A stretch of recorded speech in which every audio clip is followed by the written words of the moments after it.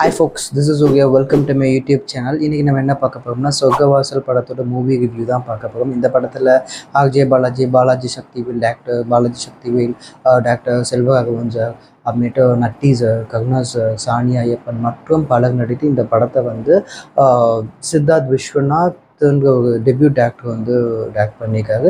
Crasto Xavier வந்து music பண்ணியிருக்காரு. அவருக்கு இதான் ஃபஸ்ட்டு படம் அப்படின்னு நான் நினைக்கிறேன். ஸோ இந்த படத்து ரிலேட்டடாக ரீசெண்டாக வந்து Ajay Balaji sir and Balaji Sakthivel sir இவங்கெல்லாம் வந்து இன்டர்வியூ கொடுத்துருந்த படத்தோட ப்ரொமோஷனுக்காக. ஸோ அதெல்லாம் பார்க்கும்போது இந்த படம் வந்து நல்ல படமாக இருக்குமோ, இந்த படத்தில் வந்து நமக்கு பிடிக்கும், கண்டிப்பாக இந்த படம் நல்லா இருக்கும்ன்ற ஒரு ஹோப் கொடுத்துச்சு. அதாவது இங்கே வந்து கங்குவா மாதிரி ஓவர் ஹைப் கொடுக்காம ஒரு ப்ரொமோஷனில் கரெக்டான ஹைப் கொடுத்தாங்க. மறுபடியும் ஏன் கங்குவா பற்றி பேச நினைக்காதீங்க, நாங்கள்லாம் மூவ் ஆன் ஆகிட்டோம். பட் இன்னும் வந்து தனஜயன் சார் வந்து கங்குவாக்கு வந்து பற்றி பேசிகிட்டே இருக்காரு. ஸோ அவங்க தான் தேவையில்லாமல் ஞாபகப்படுத்தி இந்த படத்தோட மூவி சொல்லும்போது கூட எனக்கு அது வந்து மைண்டில் ஸ்ட்ரைக் ஆகுது.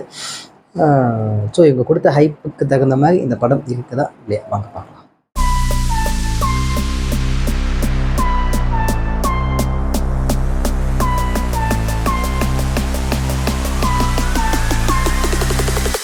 படம் வந்து பார்த்திங்கன்னா ஒரு ரியல் லைஃப் இன்சிடெண்ட்டை பேஸ் பண்ணி இந்த படத்தை வந்து எடுத்திருக்காங்க. அதாவது 1999 சென்னை சென்ட்ரல் ஜெயிலில் வந்து ஒரு பெரிய ரியாட் நடந்தது போலீஸ்க்கும்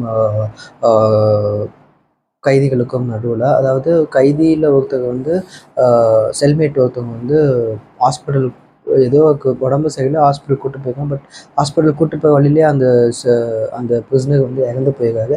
ஸோ இது தெரிஞ்சு உள்ளுக்குள்ளே ஜெயிலில் வந்து பெரிய ரியாட் நடக்குது. அதில் வந்து 9 ப்ரிசனர் வந்து இறந்து போகிறாங்க, 2 ஜெயிலர் உட்பட. அதில் ரொம்ப முக்கியமான ஒருத்தர் வந்து பார்த்திங்கன்னா பாக்ஸர் வடிவேலு அப்படின்னு சொல்லிட்டு. ஸோ இதே கதையை தான் இவங்க பேஸ் பண்ணி, இதே கதையை வந்து இவங்க சினிமாக்கு ஏற்ற மாதிரி கொஞ்சம் அங்கே வந்து மாற்றியே எடுத்துருக்காங்க. ஸோ இந்த மாதிரி ஒரு இன்சிடெண்ட் நடக்கும்போது அதில் ஒரு சாதாரண ஒரு ஒரு ஒரு லைஃப்பில் வந்து என்னமாச்சும் பண்ணி ஜெயிக்கணும் அப்படின்ற ஒரு இளைஞன் வந்து ஒரு புட்டப் கேஸ், அதாவது அவன் மேலே தப்பே பண்ணாமல் அவன் தப்பு பண்ணான்னு சொல்லிட்டு ஜெயிலுக்குள்ளே உள்ளே வந்துட்டான்னா அவன் எப்படி மாட்டிக்கிறான், இந்த இந்த இன்சிடெண்ட்டில் மாட்டிட்டு அவன் எப்படி அதுலேருந்து வெளியே வரான் அப்படின்றத வந்து காட்டியிருக்காங்க. ஃபஸ்ட்டு இந்த படத்தோட பாசிட்டிவ் வந்து நான் சொல்லியிருக்கேன். ஃபஸ்ட்டு பாசிட்டிவ் வந்து பார்த்திங்கன்னா இந்த படத்தோட மேக்கிங் தான். ஸோ ஒரு டெபியூ டேரக்டர் எடுத்த மாதிரியே இல்லை, ஒரு எக்ஸ்பீரியன்ஸ்டான டேரக்டர் வந்து எடுத்த மாதிரி தான் இந்த படம் வந்து இருந்தது. அதாவது படத்தில் பல இடத்துல வந்து பார்த்திங்கன்னா ஆர்ஜி பாலாஜி ஆகட்டும், செல்வராகவன் சார் ஆகட்டும், இவங்களுடைய நடிப்பு எல்லாமே வந்து கொஞ்சம் அபத்தமாக தெரிஞ்சிச்சு. இவங்க நடிக்கிறாங்க, இவங்க கேமராக்காக நடிக்கிறாங்க அப்படின்ற ஒரு விஷயம் தெரிஞ்சிச்சு. பட் டேரக்டர் வந்து பார்த்திங்கன்னா நீ என்ன வேணால் பண்ணிக்கோ, நான் மேக்கிங்கில் அதை மேனேஜ் பண்ணிக்கன்னு சொல்லிட்டு கான்ஃபிடென்ட்டாக எடுத்தது வந்து நமக்கு அந்த மேக்கிங்லேயே தெரியுது.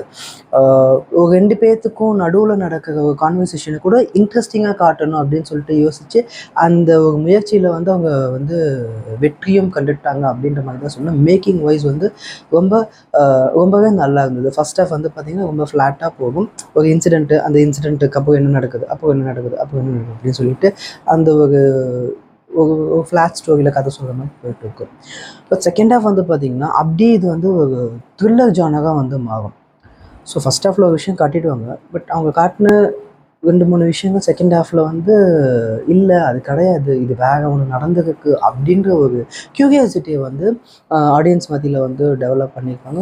அப்படியே வந்து ஓகே இன்னமும் நடந்துக்கடா, என்ன காட்டுங்க தெரிஞ்சுப்போம் அப்படின்னு சொல்லிட்டு ஆடியன்ஸ் எல்லாமே எப்படி சொல்கிறது, நல்லா சஸ்பென்ஸாகவே வந்து செகண்ட் ஹாஃப் வந்து கொண்டு போயிருந்தாங்க. அந்த த்ரில்லர் ஜானர் படம் பார்த்து ஒரு எஃபெக்ட் இருந்தது. எனக்கு பர்சனலாக இந்த தடம் படம் ஞாபகம் வந்தது செகண்ட் ஹாஃப் வந்து பார்க்கும்போது. ஸோ மேக்கிங் வைஸ் வந்து ரொம்ப சூப்பராகவே இருந்தது. அதுக்கப்புறமேட்டு உள்ள ப்ளஸ் வந்து பார்த்திங்கன்னா மியூசிக் டைரக்டர் கிறிஸ்டோ சேவியர், அவருக்கு இதான் டெபியூட் படம். ஸோ படத்தில் சாங்னு சொல்லிட்டு பேசலை, 2 சாங் தான், 2 சாங்குமே அப்படியே மாட்டாச்சில் வந்து போயிடும். பட் பிஜிஎம் வந்து பார்த்திங்கன்னா பயங்கர சூப்பராக இருந்தது. பிகாஸ் இந்த மாதிரி வந்து ரஸ்டிக்காக படம் எடுக்கும்போது பிஜிஎம் தான் வந்து நமக்கு வந்து அந்த எப்படி சொல்கிறது என்கேஜிங்காக வச்சுக்கக்கூடிய ஒரு முக்கியமான ஃபேக்ட்ரு. ஸோ இந்த படத்தில் பிஜிஎம் வந்து பார்த்திங்கன்னா ரொம்பவே சூப்பராக இருந்தது. படம் முடிஞ்சு வெளியாகும்போது கூட அந்த பிஜிஎம் வந்து நம்ம மைண்டில் நின்றுச்சு. அந்தளவுக்கு பிஜிஎம் வந்து சூப்பராக போட்டிருந்தாங்க. ஒரு பாட்டு வந்து அனிருத் கூட பாடியிருப்பாங்க. ஆக்சுவலி இந்த ஹோல் கோவே வந்து பார்த்திங்கன்னா அனிருத் சாரோட ஃப்ரெண்ட் கேங் தான். படத்தோட ப்ரொடியூசர், டேரக்டர் எல்லாமே ஒரு சின்ன பசங்களாம் சேர்ந்து ஒரு படத்தை வந்து எடுத்துருக்காங்க. அடுத்து உள்ள ப்ளஸ் வந்து பார்த்திங்கன்னா நான் முன்னாடியே சொன்னேன், அஜய் பாலாஜி சார் அப்புறமேட்டு செல்வராகவன் சார் இவங்களோட நடிப்புலாம் கொஞ்சம் இதாக தான் இருந்தது. ஆனால் நட்டி சார், கருணா சார், அப்புறமேட்டு குழு குழு படத்தில் வந்து ஒருத்தர் நடிச்சிருப்பாரு, ஒரு சின்ன பையன். அவர் பேர் கூட மோகிஸ் சம்திங், எனக்கு பேர் வந்து சரியாக தெரியல. பாவக்காய் குழம்புன்னு சொல்லிட்டு என்னை யாராச்சும் கொல்லுங்கடா அப்படின்னு சொல்லிட்டு அந்த பையன். இவங்க 3 பேருமே நடிப்பில் வந்து பார்த்திங்கன்னா பயங்கரமாக பின்னி படல் எடுத்துட்டாங்க அப்படின்னே சொல்லணும். ஆக்சுவலி நட்டி சார் வந்து பார்த்திங்கன்னா அவர் வந்து ஒரு அசிடிட்டி ப்ராப்ளம் இருக்க மாதிரி நடிச்சிருக்காரு. ஸோ உண்மையிலேயே ஒருத்தனுக்கு வந்து அசிடிட்டி இருந்தால் அவனுக்கு என்னென்னலாம் வந்து பண்ணுவானோ அதெல்லாம் அப்படியே யதார்த்தமாக பண்ணியிருந்தேன். அதுக்கப்புறம் கருணா சார் வந்து பார்த்திங்கன்னா அஃப்கோர்ஸ் அவர் பல படத்தில் நல்லா நடிச்சாலும் இந்த படத்தில் அவருடைய ஆக்டிங் வந்து ரொம்ப யூனிக்காக தெரிஞ்சுது. ஸோ நட்டி சாருக்கும் கருணா சாருக்கும் நல்ல ஒரு கான்வர்சேஷனில், அந்த கான்வர்சேஷனில் வந்து கருணா சார் பேசின விதமில் வந்து பார்த்திங்கன்னா ரொம்ப யதார்த்தமாக இருந்தது. ஒரு மாதிரி இவன் ஏதோ முடிச்சு வச்சு பேசுகிறான், ஏதோ பொடி வச்சு பேசுகிறான் அப்படின்ற ஒரு ஃபீல் வந்து இருந்துக்கிட்டே இருக்கும். நல்லா இருந்தது அவருடைய நடிப்பு. அப்புறமேட்டு நான் சொன்னேன்ல அந்த குழு குழு படத்தில் நடிச்ச அந்த பையன் அப்படின்னு சொல்லிட்டு, அவங்க அந்த படத்தில் வந்து டிரான்ஸ்ஜெண்டர் நடிச்சிருந்தாரு. அவங்களோட நடிப்பு அவ்வளோ ரசிக்க வைக்குது நம்மள. ஒரு டிரான்ஸ்ஜெண்டர் அப்படின்னா அவங்கள வந்து பொதுமக்கள் எப்படி பார்ப்பாங்க? அதாவது பிரிஸ்னர் ஜெயிலில் வந்து நிறைய விஷயம் நம்ம கேள்விப்பட்டிருப்போம். ஸோ டிரான்ஸ்ஜெண்டராக ஜெயிலில் இருக்கும்போது அவங்க என்ன மாதிரியெல்லாம் துன்பங்களுக்கு பண்ணுவாங்க, பார்க்குறவங்கள வந்து எப்படி அவங்கள பார்ப்பாங்க, அந்த வேதனை, அந்த வலி, அவங்களுக்குள்ள உள்ள சின்ன சின்ன சந்தோஷம், இது எல்லாமே அழகாக கன்வே பண்ணியிருந்தாங்க. எதுவுமே நமக்கு வந்து அவங்க நடிக்கிறப்போல வந்து உறுத்தலாக வந்து நமக்கு தெரியவே இல்லை, தெரியக்கூடாது ஆக்சுவலாக. பட் அவரோட நடிப்பு ரொம்ப சூப்பராக இருந்துச்சு. உண்மையிலேயே ஒரு டிரான்ஸ்ஜெண்டர் வந்து நடிச்சவங்க எப்படி இருக்கும் அந்த மாதிரி வந்து அவங்களுடைய நடிப்பு வந்து இருந்தது. அப்புறமேட்டு வந்து பார்த்திங்கன்னா ப்ளஸ் எனக்கு தெரிஞ்சு அவ்வளோதான். ஸோ அதுக்கப்புறம் நெகட்டிவ் வந்து பார்த்திங்கன்னா என்ன தான் ஃபஸ்ட் ஹாஃப் வந்து என்கேஜிங்காக போனாலுமே கொஞ்சம் ஸ்லோவாக போக ஒரு ஃபீல் இருந்தது. ஒரு சின்ன ஒரு சலிப்பு தட்டுச்சு. என்னடா படம் ஒரு மாதிரி ஃப்ளாட்டாகவே போயிட்டு இருக்கே அப்படின்னு சொல்லிட்டு.